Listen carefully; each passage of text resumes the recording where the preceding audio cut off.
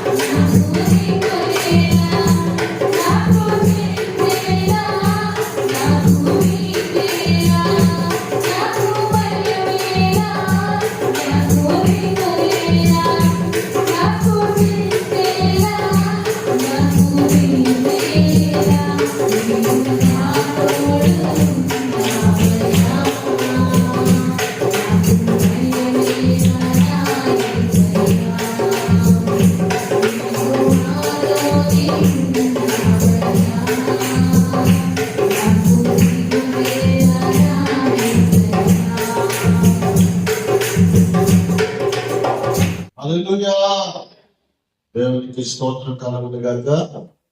ఈ ఉదయకాల సమయంలో సేపు దేవుని మాటలుగా భక్తుడు ఎపఫ్రా జీవితంలో నుంచి కొన్ని ప్రాముఖ్యమైన ప్రత్యేకమైన విషయాలు మనం జ్ఞాపకంలోనికి తెలుసుకుందాం. బైబిల్ అనేకమైన భక్తులు మనకు తారసపడుతూ ఉంటారు, మనకు ఎదురవుతూ ఉంటారు. భక్తులను పోలి దేవుని పిల్లలుగా మన ముందుకు కొనసాగవలసిన వారు చేసిన భక్తిని మనము నేర్చుకోవలసిన వారు. యేసు ప్రభువారు అన్నారు అంటే, మీరందరూ నన్ను వెంబడించండి అన్నారు, నన్ను అనుసరించండి అన్నారు. అపోస్తలుడైన పౌలు గారు యాషీగా యేసు క్రీస్తు ప్రభువారిని అనుసరిస్తూ ఆయన్నే వెంబడిస్తూ ఆయన మార్గంలో నడిచిన భక్తుడుగా అపోస్తలుడైన పౌలు కనబడుతూ విశ్వాస సమూహమైన మనందరిలో పౌలు అంటాడు, నేను క్రీస్తును పోలి నడుస్తున్నాను, నన్ను పోలి నడవండి అంటాడు. దేవునికి స్తోత్రం కలుగునుగాక. కనుక మనము భక్తులను పోలి నడవాలి, విశ్వాస వీరులను పోలి నడవాలి. వారి భక్తిని, వారి విశ్వాస జీవితాన్ని మనము అలవర్చుకోవాలి. తెలుసుకుని మాట్లాడుకోవటం కాదు, విని వదిలేయటం కాదు. భక్తుల జీవిత విషయాలు మనం విని వాటిని అవలంబిస్తూ వాటిని అనుసరిస్తూ మనం నడిస్తే ఆ భక్తులు పొందుకున్న దీవెన ఏదైతే ఉందో, ఆ భక్తులు పొందిన ఆశీర్వాదం ఏదైతే ఉందో దానిని మనం కూడా పొందుకోగలుగుతాం. దేవునికి స్తోత్రం కలుగుతుంది. కనుక చక్కగా దేవుని మాటలు మనం వింటూ వాటిని మనం విశ్వసిస్తూ దాని మాటల్లో మనం నడిచిన వారంగా ఉండాలి. వినాలి, వాటిని మనం విశ్వసించాలి. విన్న వాటిని ఖచ్చితంగా మన హృదయంలో దాచుకోవాలి, భద్రం చేసుకోవాలి అని యేసు ప్రభువు వారు పదే పదే చెబుతున్న మాటలు. మన హృదయం అనే విత్తన మాట మీద దేవుని వాక్యాన్ని ఏం చేసుకోవాలి, మనం రాసుకోవాలి. అవి మన హృదయంలో ఒక చక్కని ముద్రగా ఉండాలి.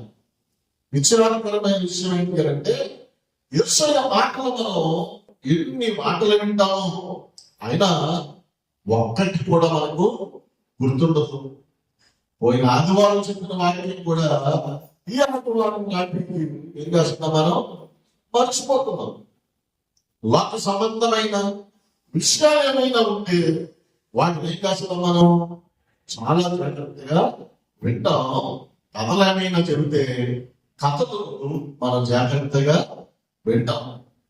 ఉదాహరణకి లోక సంబంధమైన కథలు మనకి ఎంత చక్కగా గుర్తుంటాయో. చిన్నప్పుడు ఈ కథ చెప్పేవారు. చారని కాకులు దూరని కారడివి చీమలు చారని చిట్టడవిలో ఒక రాజు గారు గుర్రం మీద ఏం చేస్తున్నాడు అన్నాడండి. కాకులు దూరని కారడివి చీమల దూరని చిట్టడవిలో ఒక రాజుగారి గుర్రం మీద ఏం చేస్తున్నాడు, వెళుతున్నాడు. గుర్తుందా కథ మీకు? కథ చెప్తే బాగండి అని ఏం చేస్తారు, మీరు చెవులు చేకంత చేసుకుని వింటారు. ఇలా అడగలరు. కాకులది దూరమన్నారు మాస్టర్ గారు, చీమలే దూరమన్నారు. ఆయనకి రాజుగారు ఎలా వెళ్ళాడు, రాజుగారితో పాటు గుర్రం ఎలా వెళ్ళింది అని ఎప్పుడైనా ఆలోచించావా? అది ఎప్పుడో చెప్పిన కథ ఇప్పుడు కూడా మనకి ఏముంటది, అది అలాంటి కథలు గుర్తుంటాయి. ఇంకా మనం జ్ఞాపకం చేసుకుంటే చిన్నప్పుడు ఎప్పుడో సరదాగా చెప్పుకునే ముసలి వాళ్ళు చెప్పే చిన్న చిన్న కథలు ఉంటాయి చూశారు. అనగనగా ఒక ఊరిలో ములక్కాయంత ముసలమ్మ, ములక్కాయంత ముసలమ్మకి బంగారు పొంద బంగారం, బంగారం పొంద బంగారాన్ని ఆవిడ ఏం చేసిందంటే బీరకాయంత దీపాలు పెట్టి, తాటికాయంత కాలం తెస్తే దొండకాయంత తమ్ముడు చూసి తాటికాయంత తాళాన్ని పగలగొట్టి బీరకాయంత విలువ తలుపులు తీసి బంగారం కొంత బంగారాన్ని పట్టుకెళ్ళిపోతే పొట్లగాయంత పోలీసుడు వచ్చి దొండకాయంత దొంగోడిని పట్టుకుని ఏం చేసాడు, చీరకర్రంతా జైల్లో పెట్టి తాటికాయంత ఎప్పుడు సింపరి కథ మనకి ఎప్పుడో మన చిన్నప్పుడు చదువుకున్న ఈ కథలు ఇప్పటికీ గుర్తుంటాయి. కానీ పోయిన ఆదివారం చెప్పిన ప్రసంగం మీరు ఎవరికైనా గుర్తుందా? కాగితం మీద రాసుకుంటే ఒక చదవచ్చేమో కానీ ఇలాంటి కథలు గుర్తుంటాయి. అవి సరైన సంబంధమైన ముసలమ్మ ముసలి వాటి మనకి ఎలాంటి ఉపయోగమైన సంఘటనలు గుర్తుంటాయి. కానీ దేవుని మాటలు మనల్ని మంచి మార్గాల్లో కనిపించే మాటలు, వ్యాధుల్లో ఉన్న వారిని స్వస్థత కలిగించే మాటలు, రక్షణ మార్గంలో నేర్పించే మాటలు, యేసయ్య మాటలు. ఈ మాటలు మనకి పెద్దగా గుర్తుండవు. భక్తులు చెప్పిన వారి జీవిత సత్యంగా మనకు గుర్తుండవు. ఏదో పనికిరాని సొల్లు కబుర్లన్నీ మనకు గుర్తుంటాయి. కానీ భక్తుల జీవితాల్లో మనకు నేర్పించే వాక్యాలు మనకు గుర్తుండవు. ఈ ఉదయకాల సమయంలో మనం చదువుకున్న వాక్య భాగంలో నుంచి యెఫ్తా అని ఓ మంచి భక్తుడు, అతని జీవిత సంఘటనలో మనం జ్ఞాపకం చేసుకుంటూ అలాంటి భక్తుల పేర్లు బైబిల్లో రాయడానికి గల కారణాలు చెబుతూ ప్రభు యొక్క సన్నిధానంలో మనం ముందుకు సాగుతాం. అపొస్తలుడైన పౌలు గారు ఈ పత్రికను రాస్తూ, కొలస్సీయులకు రాసిన పత్రికను రాస్తూ ఈ మాట జ్ఞాపకం చేస్తూ అంటాడు. ఎపఫ్రాను గురించి 12వ వచనంలో, మీలో ఒకడును క్రీస్తు యేసు దాసుడు అయిన ఎపఫ్రా మీకు వందనాలు చెబుతున్నాడు. మీరు సంపూర్ణులను, ప్రతి విషయంలో దేవుని చిత్తమును వచ్చి సంపూర్ణాత్మ నిశ్చయత గలవారునై నిలకడగా ఉండవలనని ఇతడు ఎల్లప్పుడూ మీ కొరకు ప్రార్థనలో పోరాడుచున్నాడు. దేవునికి స్తోత్రం కలగాలి. ఎపఫ్రా ఎలాంటి వాడు? అక్కడ భక్తి విధానాలు ఏంటి అంటే, ఇతడు అపొస్తలుడైన పౌలు గారి చేత దేవుని వాక్యాన్ని బోధించబడి ఆ వాక్యానికి విధేయత చూపించి ఆ వాక్యం పట్ల విశ్వాసం కలిగిన వాడే ప్రభువుని నమ్ముకుని అతను చేసిన ఒక గొప్ప మాట చూసా. అతడు విశ్వాసం జీవితంలో నుంచి శిష్యత్వానికి రావటం మనం చూస్తూ ఉంటాము. అతడు ఏం చేస్తున్నాడు అంటే, కొన్ని విశ్వాస సమూహాల కొరకు అతడు ప్రార్థన చేయడం మనకు కనబడుతుంది. ఆ తర్వాత వచనాన్ని కూడా మనం చదివితే అంటాడు, 11వ వచనం, ఇతడు నీ కొరకును లవోదికయ కొరకును హియరాపొలి కొరకును బహు ప్రయాసపడుచున్నాడని ఇతనిని గురించి సాక్ష్యమిచ్చుచున్నాను. దేవునికి స్తోత్రం చెప్పండి. హల్లెలూయా. ఎపఫ్రా మీలో ఒకడు, ఎవరిలో ఒకడు? మీలో ఒకడు. అతడు పైన వాడు కూడా కాదు, దేవుని చేత పిలవబడిన పరిశాంతుడు పనివాడు కూడా కాదు. లేకపోతే ఇదిలో పౌలు కావచ్చు, లేకపోతే యేసు ప్రభువుకి శిష్యులుగా ఉన్న ఆ 12 మంది కావచ్చు. వారందరూ శిష్యులకు చేసిన వారు, యేసు ప్రభువుతో కలిసి ప్రయాణం చేసిన వారు, యేసు ప్రభువు చూసిన అద్భుతాలు కళ్ళగా చూస్తున్నారు, యేసు స్పర్శపరుచుకున్న వారు. కానీ ఇప్పుడు మనం చెప్పుకుంటున్న ఎపఫ్రా అలాంటి వాడి మాత్రం కూడా కాదు.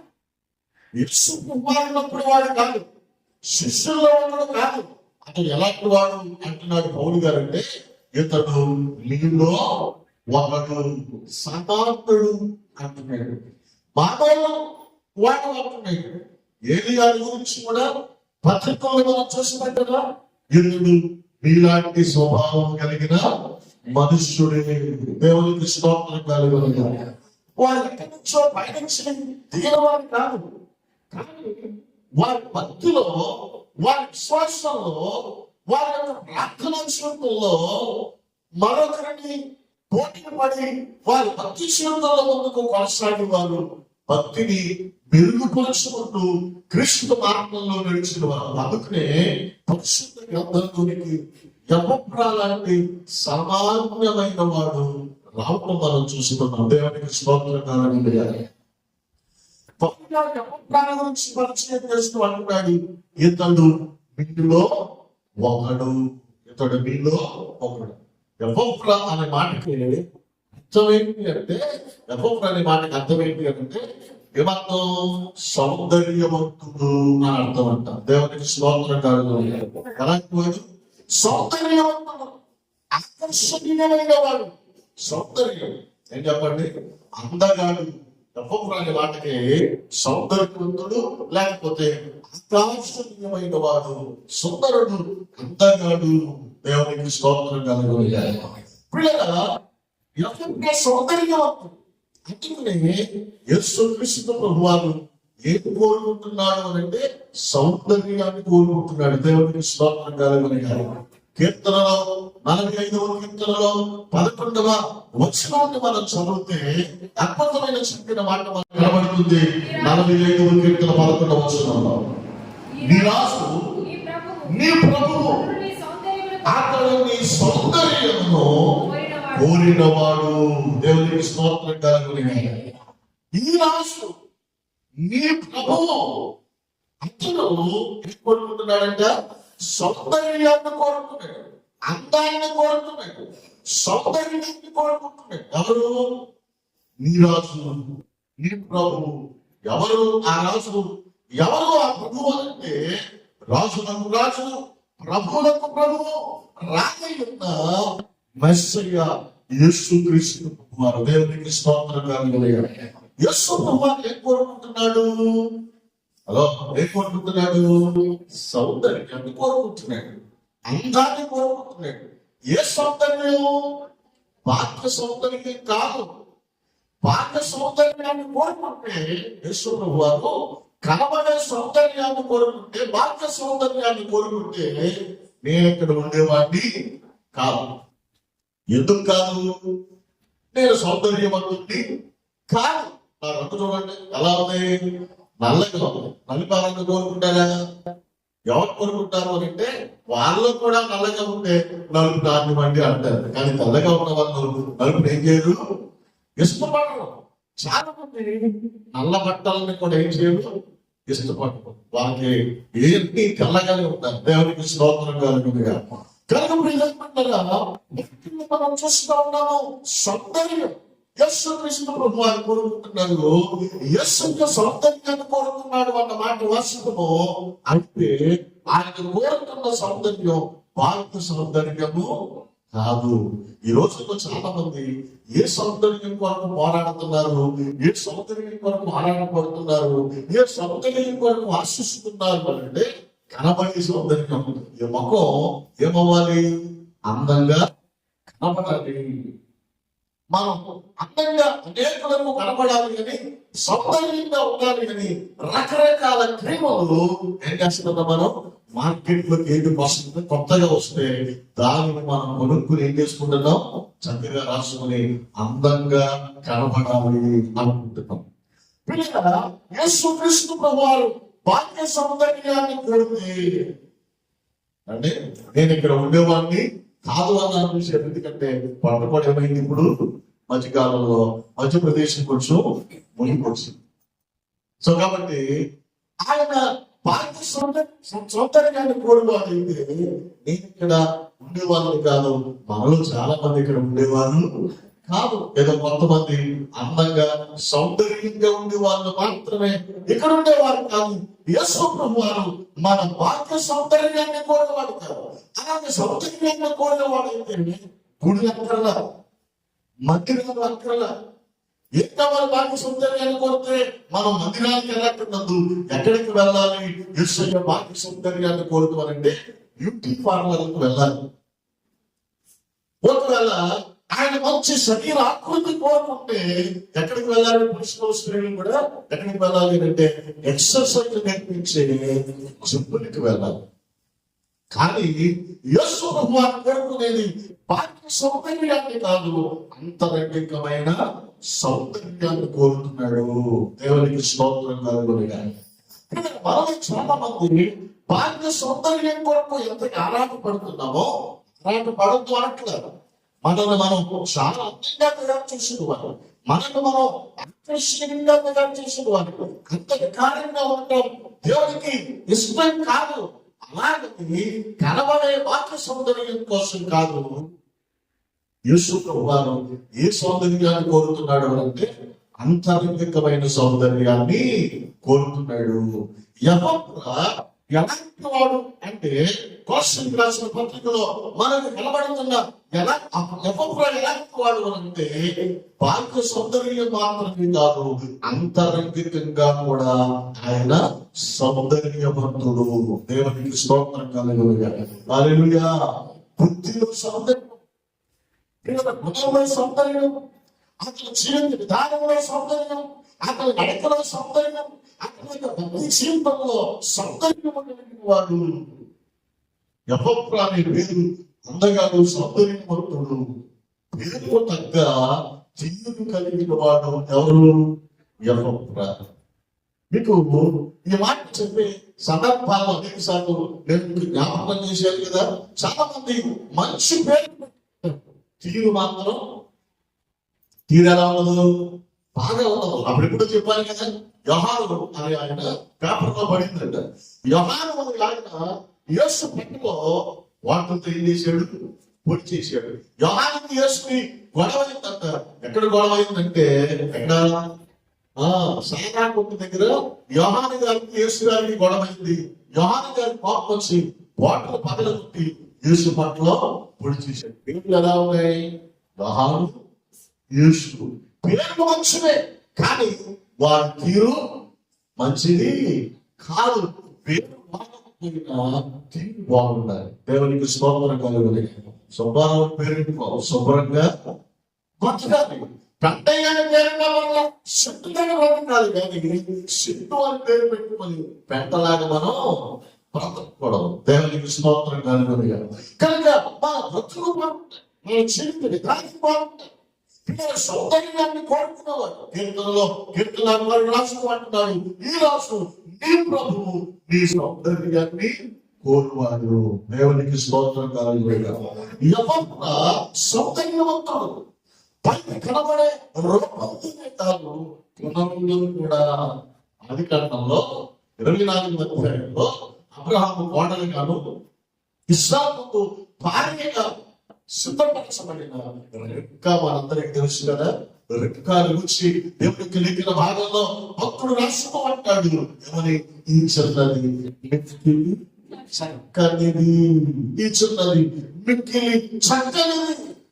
ఎందుకు చక్కనిది అన్నాడు అంటే, రూపంలో మాత్రమే కాదు, గుణంలో కూడా, స్వభావంలో కూడా. ఇప్పుడు అమ్మాయిలు రెబ్కా గురించిన ప్రస్తావన వచ్చింది కనుక తండ్రి ఎక్కడికో ఊరి నుంచి బయటకు వెళ్ళి వాళ్ళ అమ్మ ఎక్కడి నుంచో పొలం నుంచి వచ్చి ఇంటిలోకి రాగానే అమ్మకున్న మనుషులని అందనుకోండి. ఇప్పుడు పిల్లలు ఏం చేస్తున్నారు, వచ్చావు కదా లోపలికి వెళ్ళి తెచ్చుకుని రాదు అనే పిల్లలు చాలా మంది. ఇప్పుడు తల్లులు పరుచుకుంటే వాళ్ళు ఇంటిలో ఉండి పని చేయకపోయినా సరే తల్లిదండ్రుల మీద అజమాయిషి చేసే పిల్లలు చాలా మంది.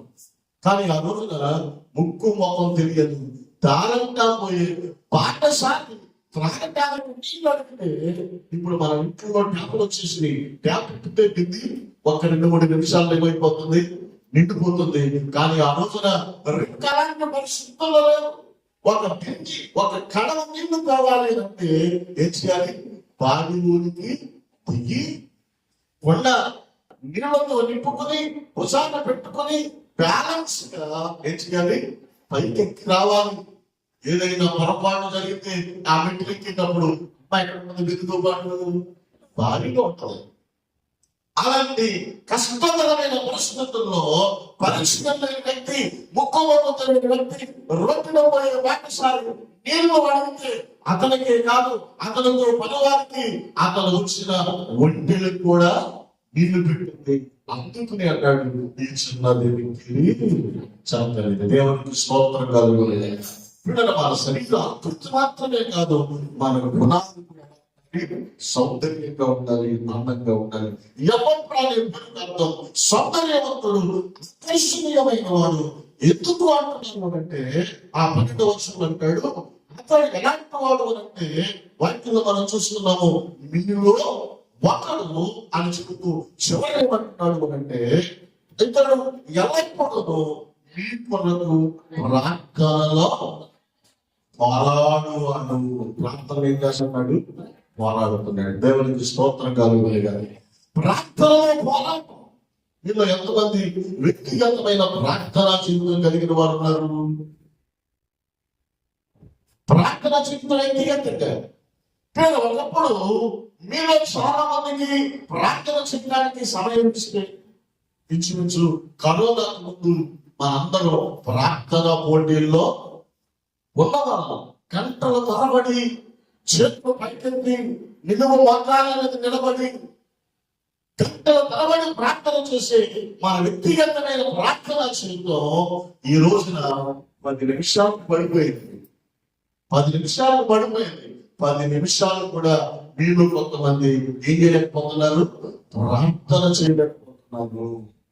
ఏదైనా కష్టం వచ్చి పడిపోతేనే తప్ప, ఏదైనా శ్రమ వచ్చితేనే తప్ప, ఏదైనా వ్యాధి కలిగితేనే తప్ప దేవుని దగ్గర కన్నీళ్లతో ప్రార్థన చేయలేని స్థితిలోని విశ్వాస జీవితం దిగజారిపోయిన సందర్భాన్ని రోజుల్లో.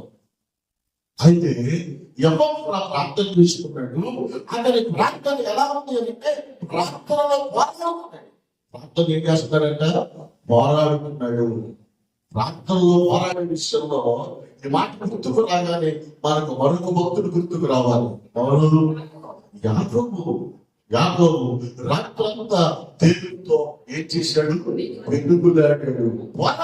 పోరాటమే రాత్రంతా పోరాటమే.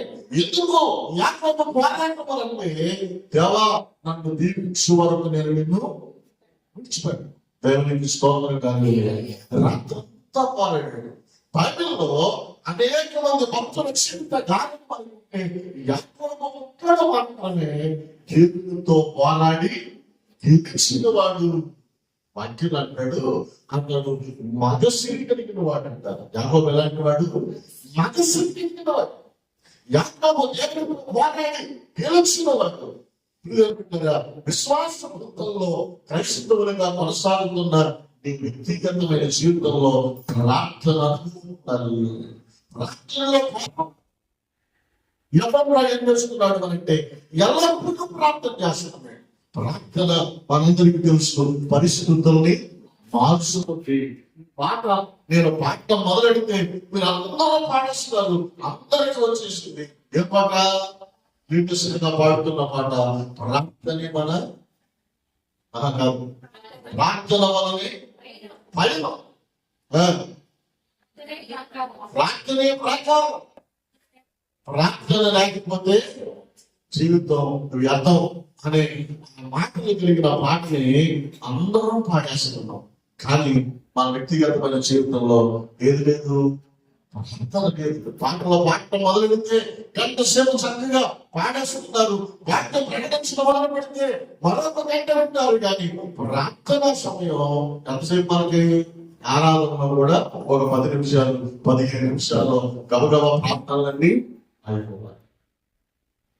ఎఫ్రా అతడు ఎల్లప్పుడూ కొరకు ఏం చేస్తున్నాడు?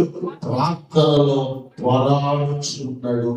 13 వస్తున్నాడు, మీ కొరకును లమదొంగిన కొరకును ఇతర పనివారి కొరకును బహు ప్రయాసపడుచున్నాడు. దేవునికి స్తోత్రం కలుగును. కొలసి సంతానం గురించి, ఇక్కడ ఉన్నమాట లవదొంగిన సంతానం గురించి, ఈరాపల్లి అనే ఊరిలో ఉన్న సంతానం గురించి ఏం చేస్తున్నాడు? అతడు బహుగా ప్రయాసపడుతున్నాడు, ప్రార్థిస్తున్నాడు అని అపోస్తలుడైన పౌలు గారు ఎఫ్రా కొరకు సాక్ష్యం చెందుతున్నాడు. దేవునికి స్తోత్రం కలుగును. మీకుందా సాక్ష్యం? ఫలానా సంఘ సహోదరి, ఫలానా విశ్వాసి మంచి ప్రార్థన పక్కింటి వారి కొరకు ప్రార్థిస్తుంది, ఎదురింటి వారి కొరకు ప్రార్థిస్తుంది, సంఘంలో సహోదరుని కొరకు ప్రార్థిస్తున్నారు అనే సాక్ష్యం నీవు కలిగి ఉండాలి. మన సహోదరు నిమిత్తమై మనం ఏం చేయగలగాలి?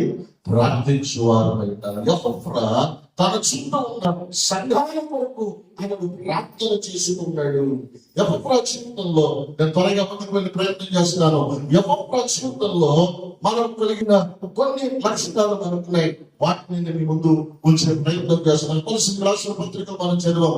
12వ వచనం 13వ వచనంలో 4వ అధ్యాయంలో ఇతడు క్రీస్తు యేసుకు దాసుడు. ఎవరంట? క్రీస్తు యేసుకు దాసుడు. దాసుడు అంటే అర్థం ఏంటి? దాసుడు అంటే ప్రియులరా, అతడు యేసు క్రీస్తు ప్రభువా ఏమి చెబితే దానికి లోబడేవాడు, విధేయత చూపించేవాడు. దేవునికి దాసుడు. మనం దేనికి దాసుడు? మీరు చాలా మంది దేనికి దాసుడు? సెల్ ఫోన్కి దాసులు చాలా మంది ఉన్నారా?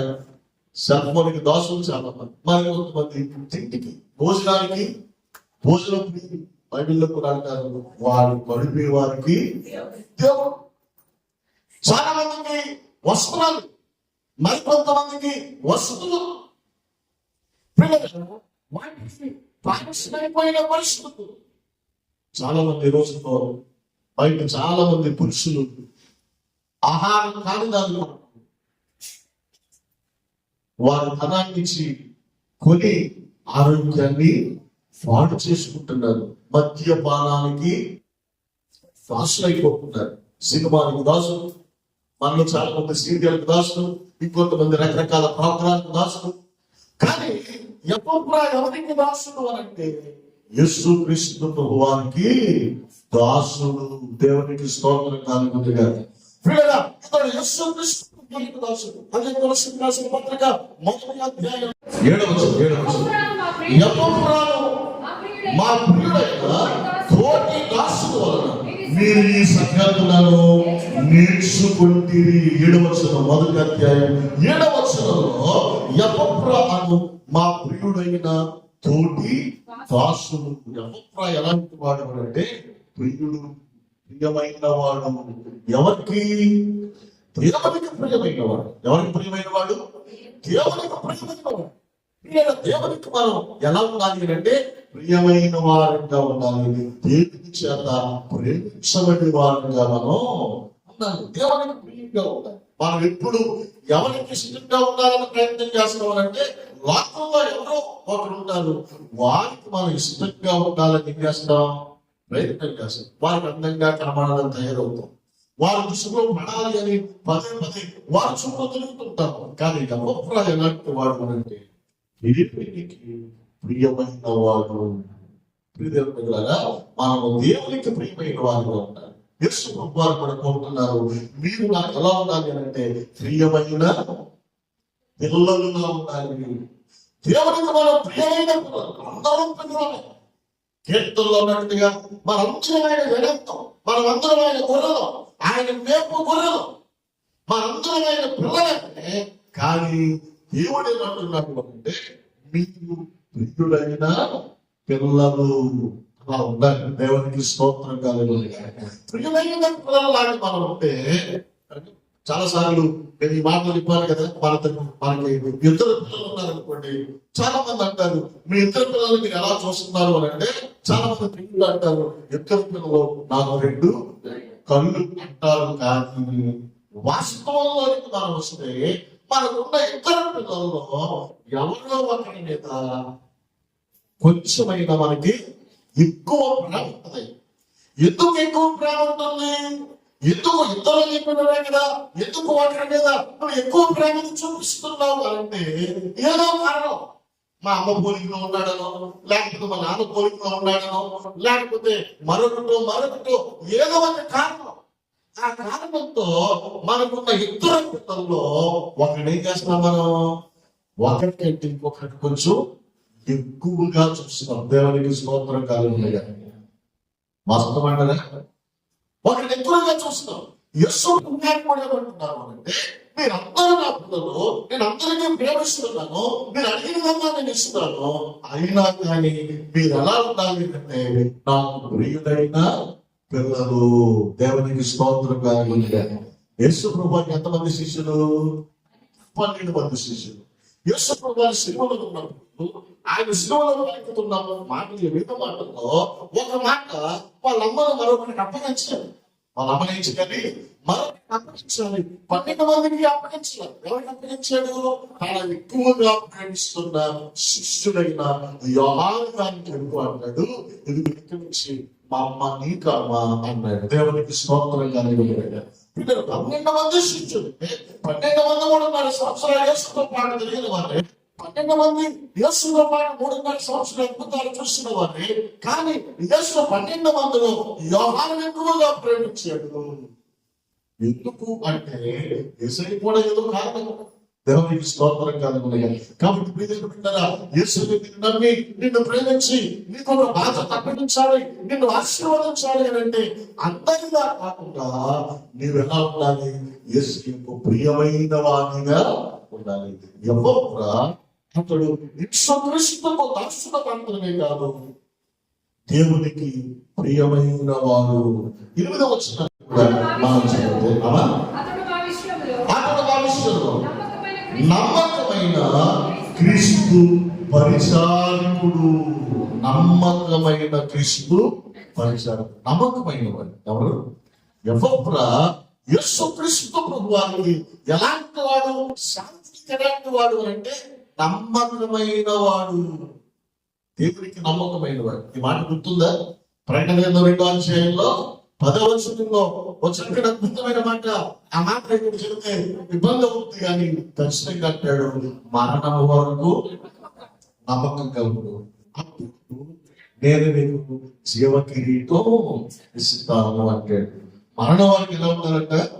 నమ్మకమైన వారిగా ఉండాలి. ఎవరన్నా నమ్మకమైన మనుషులు, నమ్మకమైన వాడు. నమ్మకమైన వారికి బాధ్యత అప్పగిస్తారు, కానీ నమ్మకం లేని వారికి ఏమైనా ఏం చేస్తాడో తెలియదు. అనుకుంటాం కదా, కొన్నిసార్లు మనం ఎవరినైనా బయటకు పంపించాలి, ఏదైనా షాప్కు పంపించాలి, ఓ పెద్ద వస్తువు కొనుక్కి రావాలి, ఓ 10 రూపాయలు లేకపోతే 1000 రూపాయలు ఇచ్చి ఏదైనా కొనుక్కి రావాలి. ఎవరికి ఇస్తాం? 1000 రూపాయలు కొనికి రావాలి, లేకపోతే ఎవరికైనా నీ డబ్బులు కొంచెం ఇచ్చేరా అని ఎవరికి ఇస్తాం? ఎవరైతే నమ్మకస్తులైతే వారికి మాత్రమే ఇస్తాం. కొన్నిసార్లు డబ్బులు ఇస్తే కొన్ని పలానా వారికి ఇచ్చేయంటే మరలా వాళ్ళు 10 రోజుల దాకా మనకి కనపడరు, మన డబ్బులు చేరవలసిన చోటకి చేరవు. కాబట్టి అలాంటి అపనమ్మకస్తులు చూడండి, మనం చెప్పిన మరి చెప్పినట్టుగా చేయని వాళ్ళు చాలా మంది ఉంటారు. కానీ దేవుడికి ఎవరు కావాలి అంటే నమ్మకస్తులు కావాలి. దేవుడికి స్తోత్రం కావాలి. మీలో కొంతమంది ఎప్పుడు వస్తారో తెలియదు, ఎప్పుడు వెళ్ళిపోతారో తెలియదు. వారానికి 4 ఆదివారాలు అయితే ఈ ఆదివారం వస్తారో తెలియదు, ఈ ఆదివారాలు మానేస్తారో తెలియదు. నమ్మకం లేదు. నీకు చాలా మంది నమ్మకం లేదు. దేవుడికి స్తోత్రం కలిగి దేవుడు అనుకున్నాడు, ఎవరు నమ్మకంగా ఉంటారో ఏం చేయాలి? వారికి ఎవరు నమ్మకస్తులో వారికి జీవితం.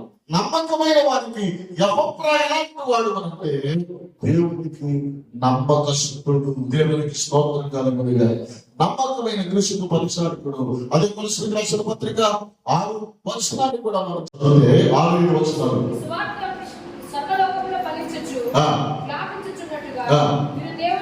కృపను వచ్చి విని సత్యమును గ్రహించున్నట్టు మీరు సహితము ఫలించుచు వ్యాపించుచున్నది ఎపఫ్రాను మా ప్రియుడైన తోటి దాసుల వలన మీరు ఈ సంగతులను నేర్చుకుంటిరి.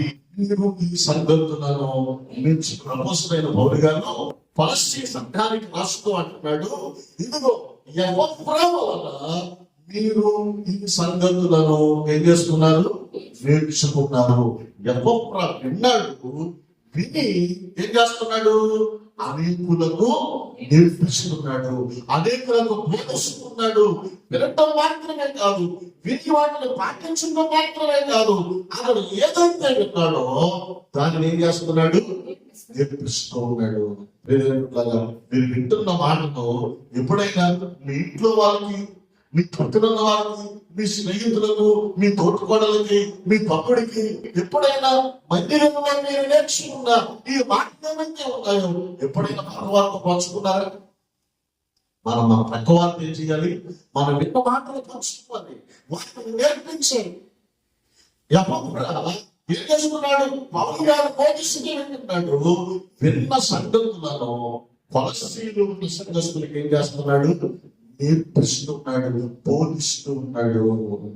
యేసు ప్రభువారు మనందరికీ అప్పగించిన ఒక పెద్ద పని ఏంటి అంటే, యేసు ప్రభువారు పరలోకానికి ఆరోగ్యంగా ఉండడానికి ముందు ఆయన మనకందరికీ ఇచ్చిన ఆజ్ఞ ఖచ్చితంగా మనందరం చేయవలసిన పని.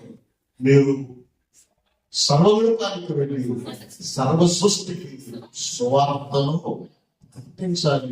ఎవరు ప్రకటించాలి అంటే సేవకుడు మాత్రమే కాదు, ఎవరు ప్రకటించాలి అంటే కాపరి మాత్రమే కాదు, మీరు సర్వలోకానికి వెళ్ళి, సర్వలోకం తిరగక్కర్లా, ఊర్లు తిరగక్కర్లా. మనం తిరిగాం అనేక సందర్భాల్లో, సువార్త వరకు తిరిగాం, ఇప్పుడు తిరిగే అవకాశం లేదు.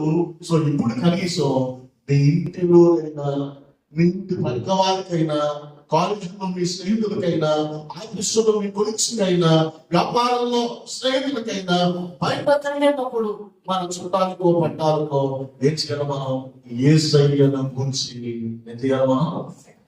మనం ఇక్కడ ఏమైతే విన్నామో, మనం ఏమైతే నమ్మామో వాటిని మనం ఏం చేయాలి? మన స్నేహితులతో పంచుకోవాలి, మన బంధువులతో పంచుకోవాలి, మన ఇంటి వారితో పంచుకోవాలి. దేవునికి స్తోత్రం కలగాలి. నేను మొదటి చెప్పాను, మీలో చాలా మంది కుటుంబాలు ఇక్కడ లేవు, మీరు మాత్రమే ఇక్కడ ఉన్నారు. మీ కుటుంబాల్లో రక్షణ కార్యం జరగవలసింది. పిల్లలు ఇంకా చాలా మంది ఇళ్ళకు పరిమితం అయిపోయారు, మందిరానికి రావటం లేదు. ఏం చేయాలి మనం? భార్యలు భర్తలు దొరుకుతారు కొన్ని సందర్భాల్లో.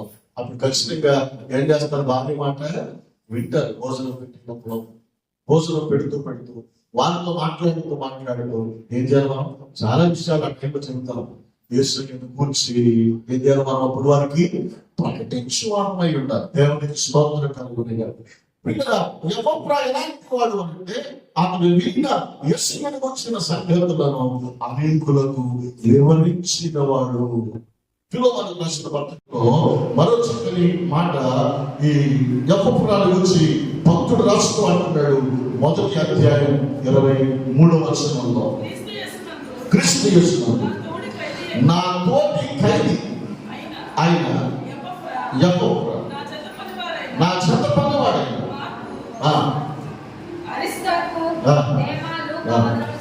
దేవునికి స్తోత్రం కలుగునిగాక. పిల్లల ఎపఫ్రా అపోస్తులైన పౌలుతో పాటు ఎక్కడున్నాడంట? ఖైదీలో ఉన్నాడు, చెరసాలలో ఉన్నాడు, శ్రమను అనుభవిస్తున్నాడు, శిక్షను పొందుతున్నాడు. అపోస్తులైన పౌలు గారు సువార్తను ప్రకటిస్తూ ఉండగా రోమశక్తిని పట్టుకొని పౌలు గారిని చెరసాలలో తీసుకెళ్ళారు. అప్పుడు ఎపఫ్రా కూడా అంటే యేసయ్యను పట్టుకున్నప్పుడు శిష్యులు ఏం చేశారు? హలో, యేసయ్యను గెత్సేమనే తోటలో రోమా సైనికులు పట్టుకోవడానికి, యేసు ప్రభువుని పట్టుకోవడానికి వస్తే శిష్యులు ఏం చేశారు? పారిపోయారు. ఏం చేశారు? పారిపోయారు. ఎపఫ్రా పారిపోలే, పౌలు గారి పక్కన నిలబడ్డాడు. ఎందుకు? యేసు ప్రభువుని పట్టుకున్నప్పుడు ఏం చేశాడు? అసలు యేసు ప్రభువు అంటే ఎవరో నాకు తెలియదు అన్నాడు. నేను ఇప్పుడు ఆయన్ని చూడలేదు అన్నాడు. ఆయనకి నాకు అసలు పరిచయమే లేదన్నాడు. పేతురు యేసుతో పాటు 3.5 సంవత్సరాలు ఉన్నాడు. యేసు ప్రభువుని చేసిన అద్భుతాలు చూశాడు, యేసు ప్రభువుని చూసిన స్వస్థతలు చూశాడు. 3.5 సంవత్సరాలు కలిసి ఉండి చివరిలో అసలు ఆయన నాకు తెలియదు అన్నాడు. పేతురు లాంటి వాడు. తర్వాత మారు మనసు వచ్చింది, పశ్చాత్తాపడ్డాడు, యేసు పాదాల మీద పడ్డాడు, ప్రభువు అతన్ని క్షమించాడు. ఆదిమ సంఘానికి సేవకుడుగా దేవుడు చేసేసాడు. దేవునికి స్తోత్రం కలుగునిగాక. కానీ పౌలు గారి దగ్గర శిష్యత్వం చేస్తున్న ఎపఫ్రా ఏం చేశాడు అంటే, పౌలు చర్చలో పెట్టినప్పుడు కని నిలుచున్నాడు. అందుకనే పౌలు గారు అంటున్నారు, నా తోటి ఖైదీ అయిన ఎపఫ్రా. దేవునికి స్తోత్రం కలుగునిగాక. క్రీస్తు కొరకు హింసించబడటానికి, క్రీస్తు కొరకు శ్రమ పడటానికి కూడా వెనుకాడని వాడు ఎపఫ్రాగా మనం చూసుకున్నాము. ఇందాక మనం చదువుకున్నాం కొలస్సీయులకు రాసిన పత్రికలో 4వ అధ్యాయంలో 12వ వచనంలో అద్భుతమైన మాట మొదటి నుంచి మనకు అది చెప్పిన మాటగా కనబడుతుంది. అతడు ప్రార్థనలో పోరాడేవాడు. ప్రార్థన ఏం చేసేవాడంటే పోరాడేవాడు. 13వ వచనంలో మనకు కనబడుతుంది, అతడు బహుగా ప్రయాసపడిన వాడు. ఏదనుకుంటారా? దేవుడితో మనం సహవాసం కలిగిన వారమే ఉంటూనే మనం ఏం చేయాలి? ప్రార్థనలో పోరాడు వారిగా ఉండాలి. దేవుని కొరకు కావచ్చు, దేవుని పని కొరకు కావచ్చు, బహుగా ప్రయాసపడే వారంగా ఉండాలి. ప్రభు మార్గంలో నడిచిన వారమై ఉండాలి. నమ్మకస్తులంగా ఉండాలి. క్రీస్తుకు దాసులుగా ఉండాలి. క్రీస్తును ప్రేమించు వారిగా, క్రీస్తు చేత ప్రేమించబడే వారిగా ఉంటే యెహోవా పేరు జీవగ్రంథంలో బైబిల్లో ఉన్నట్లుగా నీ పేరు నా పేరు. ఆయన అంటున్నాడు, నా అరచేతిలో నిన్ను చెప్పుకుంటాను. దేవునికి స్తోత్రం కలుగునిగాక. నా అరచేతిలో నిన్ను చెప్పుకుంటాను. యెహోవా దేవుడిని ప్రేమించినవాడు, సంఘాన్ని ప్రేమించినవాడు, సేవకులను ప్రేమించినవాడు, వాక్యాన్ని ప్రేమించినవాడు, ప్రాంతాలను కూడా ఏం చేశాడు? ఆయన ప్రేమించాడు.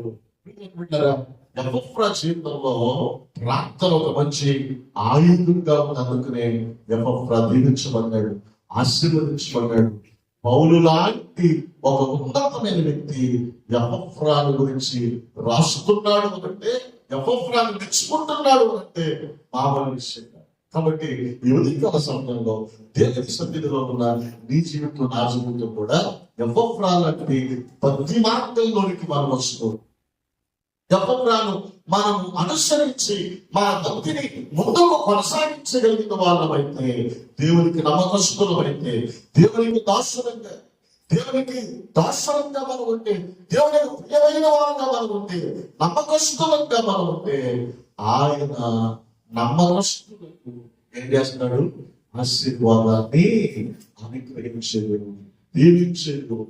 మనకి యేసు ప్రభు చెప్పిన అద్భుతమైన మాట ఉంటుంది కదా. యేసు ప్రభు వారు ఒక చక్కటి కథ చెబుతారు, చక్కటి ఉపమానం చెబుతారు. ఒక యజమాని ఊరు వెళ్ళిపోతూ ఇంట్లో పనిచేసే ముగ్గురిని పిలిచి ఏం చేశాడు?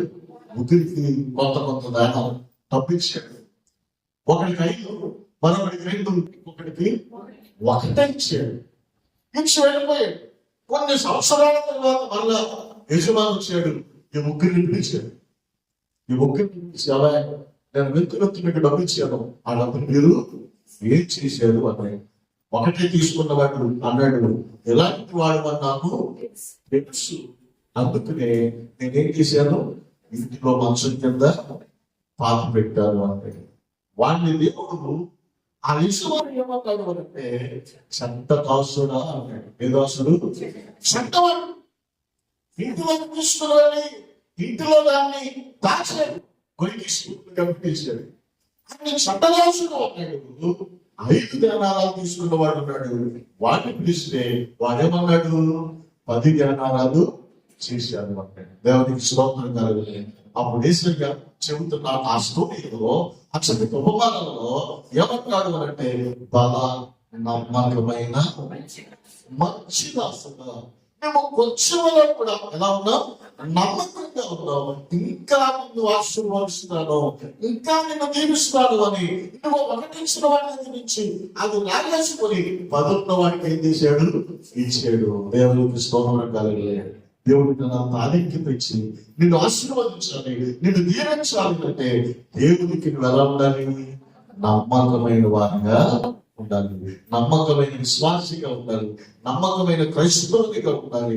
బలా నమ్మకమైన నా ప్రియ సహోదరిని దేవుడి చేత వినిపించుకునే ఒక అద్భుతమైన విశ్వాస జీవితం నువ్వు కలిగిన వారిగా ఉంటే దేవుడు నిన్ను బలపరుస్తాడు, ఆశీర్వదిస్తాడు. ఎఫ్రా దేవుని గ్రంథంలో ఉన్నట్లుగా ఈ పేరు ఆయన జీవ గ్రంథంలో మాత్రమే కాదు, ఆయన అంటున్నాడు, నేను నిన్ను నా చేతిలో చెప్పుకుంటాను, తల్లి ఆదరించినట్లుగా నేను నిన్ను అనుగ్రహిస్తాను. ఇంకా అంటున్నాడు, దావీదుకు చూపిన శాశ్వత కృపను నేను నీకు చూపిస్తాను. దావీదు మనకంటే ఇంకా కింద స్థాయిలో నుంచి వచ్చిన వాడు, దేవునికి నమ్మకస్తుడిగా, దేవునికి విశ్వాసం కలిగిన వాడిగా, భక్తి జీవితం కలిగిన వాడిగా, ప్రార్థనాపరుడిగా ప్రభు సన్నిధిలో మనసాగాడు. దావీదుని దేవుడు ఎంతగా ఆశీర్వదించాడో. దావీదు అంటాడు, ప్రభువా నేను ఎక్కలేనంత ఇంతైన పడ్డ ఎదుగుతున్నాను, దేవునికి స్తోత్రం కలిగి అలా ఎక్కించింది, అలా బలపరిచింది, అలా ఆశీర్వదించింది. ఆ దేవుని ఆశీర్వాదాన్ని పొందట్లుగా ఈరోజు ఎఫ్రా జీవితం మనం ముందుంచబడింది కనుక అలాగ పోలి మనం నడిచినట్లుగా ప్రభుత్వంతో ప్రార్థన చేద్దాం. తనలో వచ్చిన కూర్చుందాం. కొన్ని విషయాలు ప్రభుత్వంలో ప్రార్థన చేద్దాం. ఈ ఉదయకాల సమయంలో ప్రభు దీవెన ఆశీర్వాదంతో ప్రభు యొక్క కృప కొరకు ప్రభు ప్రార్థన చేద్దాం.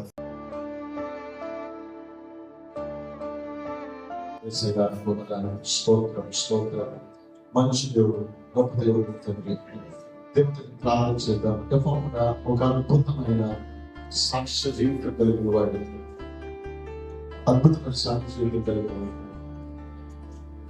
వాక్యంలో మనం చూస్తున్నాం, భక్తుడిని పోలి నడపాలి. ఈ రోజులో మనము చూడని భక్తుడు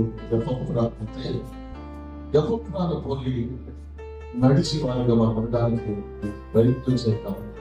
అపోస్తలుడైన పౌలు అంటున్నాడు కదా, నేను క్రీస్తు నడుస్తున్నాను, నన్ను పోలి నడవట్లేదు. ప్రభువుని పోలి నడిచినట్టుగా ప్రభు సన్నిధిలో ప్రార్థన చేద్దాం. తలవంచుగా కళ్ళు మూసుకున్నా మోకరించగలిగిన మనం మోకరించుగా ప్రభు సన్నిధిలో ప్రార్థన చేద్దాం. ఇది ప్రార్థన సమయం. అందరూ ప్రార్థన చేద్దాం. ఇంకొంచెం నోరు తెరవగలిగితే, కొంచెం శబ్దం చేయగలిగితే, కొంచెం దగ్గరగా ప్రార్థన చేయగలిగితే మనుషులు హృదయపూర్వకంగా నీ ప్రార్థన కలగదు, నీ తీర్మానాలు కలగదు. చూస్తున్నాడు, వింటున్నాడు. ఆయన మన మనుషులు విషయాలు మన జ్ఞాపకంలోకి తెలుసుకుంటారు, మన జ్ఞాపకంలోకి తెలుసుకున్నారు. ప్రవసంలో ప్రార్థన చేద్దాం. ప్రభుత్వం ప్రార్థన చేయాలి, ప్రభుత్వం ప్రార్థన చేయాలి.